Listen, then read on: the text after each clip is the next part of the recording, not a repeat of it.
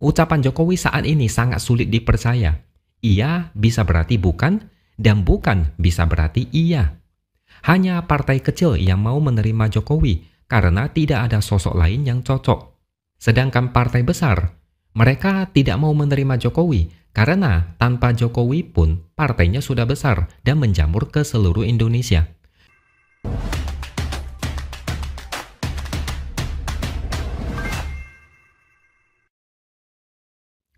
Halo, bertemu lagi dengan saya, X Hardy, di Opini SeaWorld.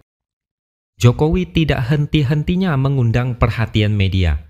Setelah sempat diisukan bakal maju sebagai calon ketua umum PSI, sekarang muncul lagi nama dia sebagai calon ketua umum P3. Ini bermula dari ucapan dari Ketua Mahkamah Partai P3, Ade Irfan Pulungan.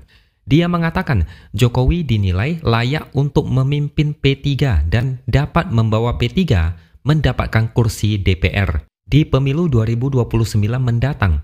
Bahkan dia percaya dengan kepemimpinan Jokowi di P3, mudah-mudahan P3 bisa menjadi partai 5 besar. Persamaan P3 dan PSI adalah mereka berdua adalah partai yang sudah putus asa.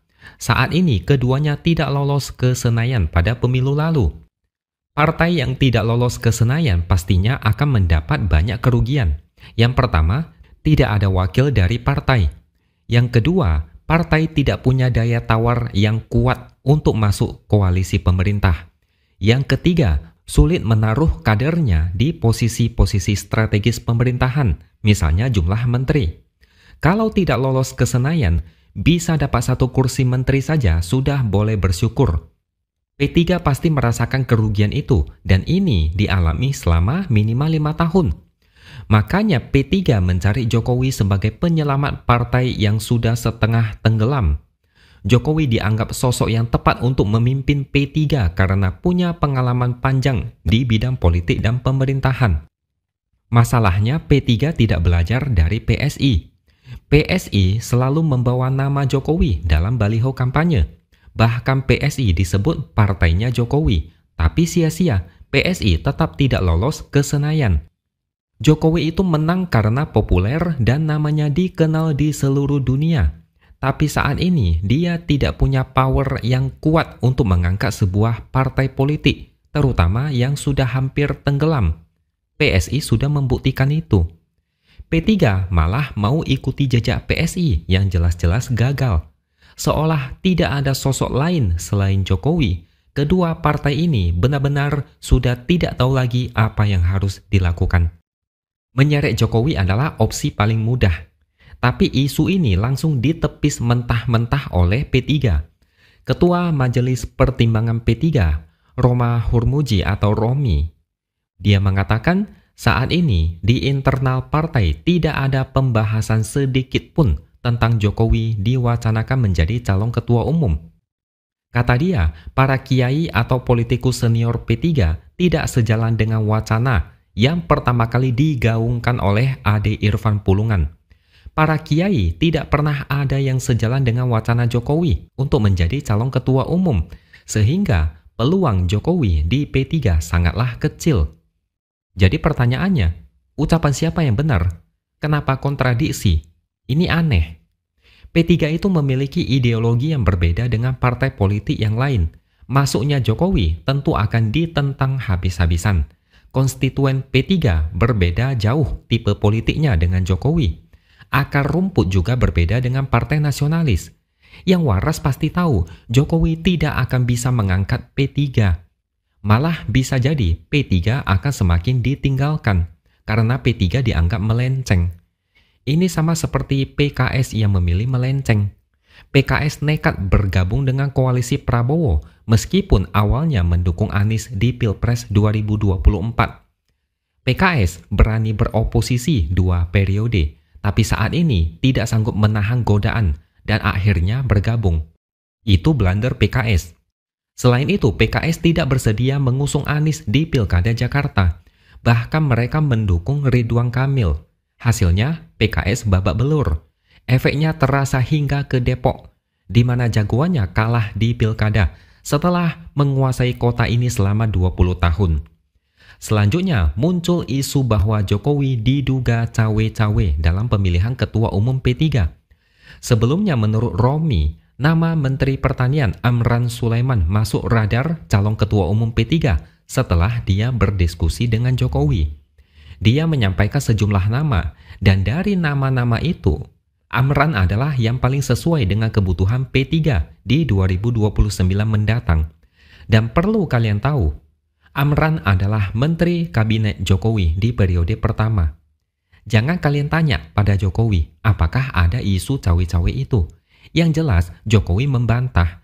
Tapi kalian tahu, kalau ada isu yang menyeret nama Jokowi, biasanya yang terjadi adalah sebaliknya. Kalau Jokowi bilang A, kemungkinan besar bukan B. Langkah Jokowi mudah ditebak.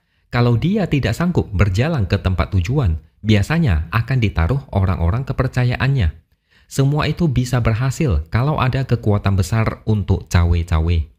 Saya juga merasa curiga, Jokowi diseret isu ketua umum partai politik. Tujuannya adalah untuk menjaga eksistensi Jokowi di dunia politik.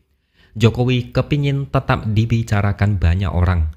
Mungkin ketakutan Jokowi adalah dilupakan orang-orang, mengingat gejala post-power syndrome yang sangat kuat. Sama seperti isu ijazah Jokowi yang sepertinya sengaja ditarik panjang supaya nama Jokowi terus dibicarakan.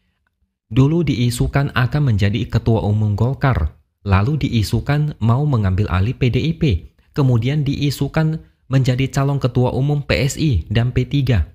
Mungkin ini sengaja dihembuskan supaya Jokowi terkesan hebat dan memiliki magnet yang kuat sehingga orang-orang selalu terkesan mencari dia. Kalau memang hebat, kenapa dia tidak mendirikan partai politik sendiri? Dengan dukungan yang banyak, Jokowi mudah saja membuat partai baru. Banyak yang bersedia membantu. Banyak yang siap menjadi kader. Logistik akan diberikan jika Jokowi mau. Lantas kenapa Jokowi tidak mau? Katanya hebat, banyak pendukung, presiden terbaik di dunia. Masa bikin partai baru saja tidak mau? Diisukan jadi partai entah mana. Terkesan Jokowi itu seperti gelandangan politik yang mondar-mandir tidak ada kejelasan. Mungkin alasannya adalah Jokowi sadar dia tidak akan bisa membuat partainya menjadi partai besar. Partai besar sudah sangat sulit untuk dikalahkan. Mau menerobos posisi 5 besar sangat tidak mudah karena partai senior sudah memiliki akar rumput yang kuat. Kalau nanti partai Jokowi nyungsep atau tidak lolos ke Senayan, apa kata dunia? Muka Jokowi mau ditaruh di mana? Selama ini dianggap orang yang tidak terkalahkan. Kalau partainya tidak lolos, Jokowi takut disebut tokoh lemah dan tidak laku. Yang paling bahaya dari langkah catur Jokowi adalah diam-diam cawe-cawe.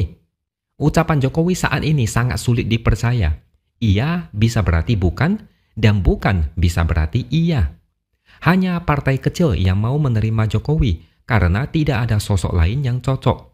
Sedangkan partai besar, mereka tidak mau menerima Jokowi karena tanpa Jokowi pun partainya sudah besar dan menjamur ke seluruh Indonesia. Mereka tidak butuh Jokowi. Jokowi mau masuk, pasti akan ada banyak penolakan. Ini agak lucu. Masa Jokowi levelnya cuma partai kecil? Mungkin Jokowi juga memikirkan ini sehingga tidak bersedia menjadi pemimpin partai kecil. Tidak sebanding dan reputasinya dipertaruhkan kalau kalah pemilu.